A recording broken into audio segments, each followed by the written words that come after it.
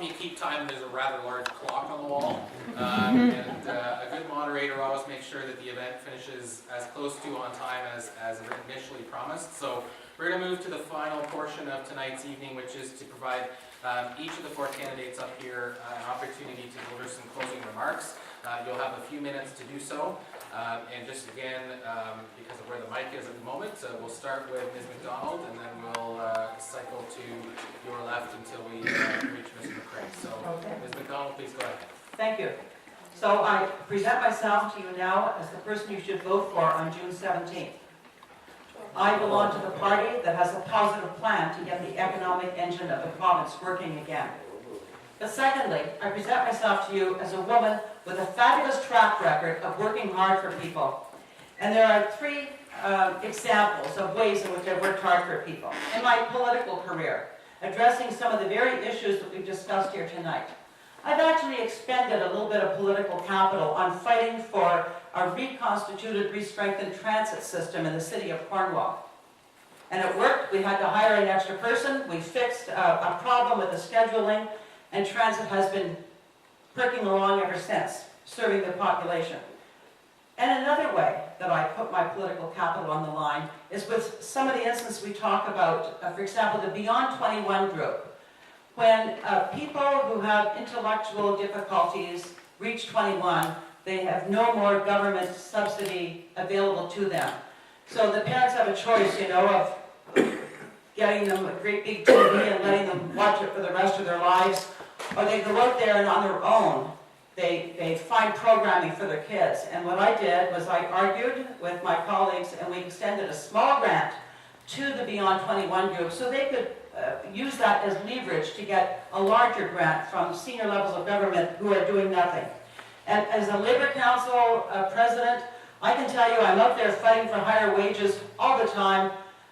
For home care workers, for example, who are so badly underpaid.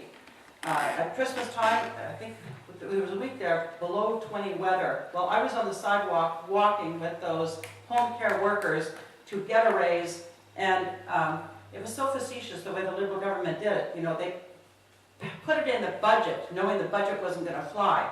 Well, we support that hike, and more even. And the last way is community activism. I established the Coalition for Social Justice in Cornwall. I've been on the United Way board. What else have I done? Oh my gosh, just so much.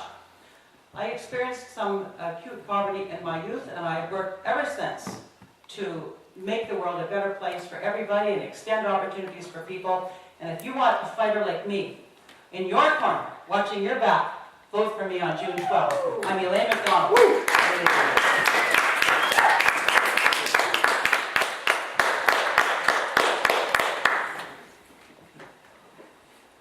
Thank you again all for coming and watching tonight's debate, and thank you to the Social Development Council of Cornwall and area for hosting tonight's debate, and for the Conservation Authority for having us.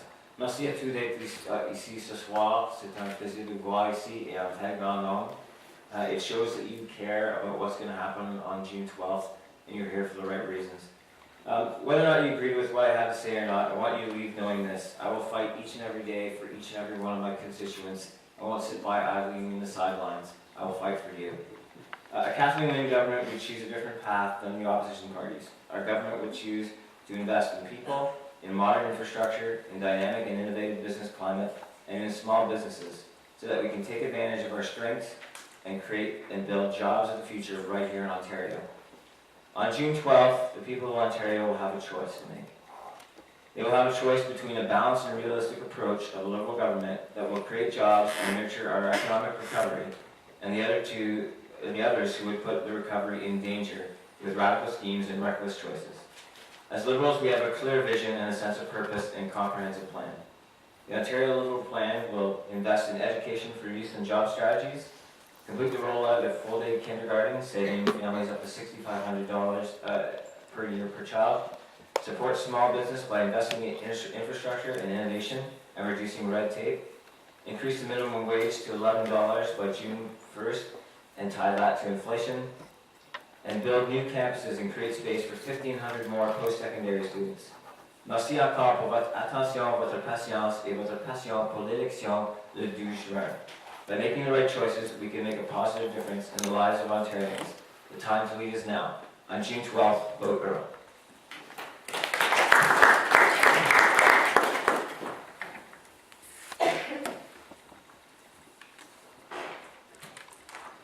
Ladies and gentlemen, it's been an honor to serve as your MVP for the past 3 years. And as I said before, I met many of you at different functions throughout the year, through the last February at the forum here, one of my round tables, or in the office around the riding. I've learned a lot from you, and I know that there's still much more to learn, and much more to appreciate. I grew up on a dairy farm in South Glengarry, and I said in the winter we had milk checks of $7 a week and a family of 13. My dad worked hard, but so did the family. We all pitched in. We didn't have a lot, but we always had something to eat. And we knew that if we worked hard and played by the rules, that there would be opportunities for ourselves to get a good job. For generations, the people of Ontario have worked hard to truly build a great province, one that is responsible for building much of this country. Each generation leaving a better place for its children to grow with the opportunity to live in a better place than their parents. Does anyone believe that our children have a better opportunity today than our parents or ourselves did when we were growing up? I don't think so. Sad that our resources have been squandered, nothing to show for them other than a provincial debt that is twice the size of the one that this government inherited. Ladies and gentlemen, we can do better, and we have to get our financial house in order. The Tim Hudak government will take the necessary steps to make our province competitive once again, create jobs for 1 million people who woke up this morning without a job. They will protect services that we demand and we deserve. Frontline health care, education services for people with special needs, and making life truly affordable again. We have to bring jobs to this province. We're seeing a steady stream out. It's hard to believe that our American neighbors to the south, which I think our workforce is at least ever good as good, are outbidding us, outwinning in all the businesses that are going south, and why we've driven our price of doing business out of control. Thank you.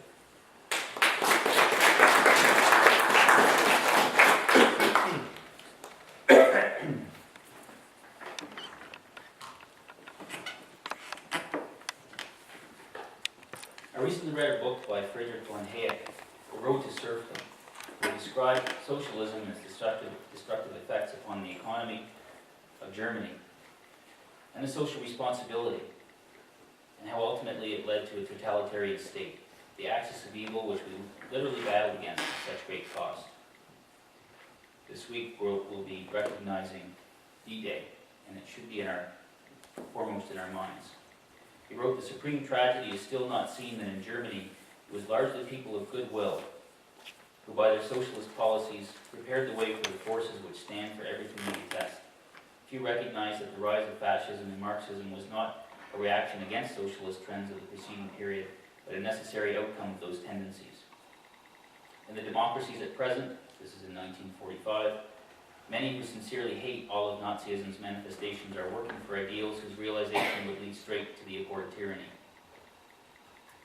With uncanny accuracy, because he lived through it, Hayek's further descriptions and warnings are now playing out here in Ontario. Unemployment levels and financial dependencies are rising to critical levels. Essential industries and manufacturers are packing up and leaving. Young workers are leaving.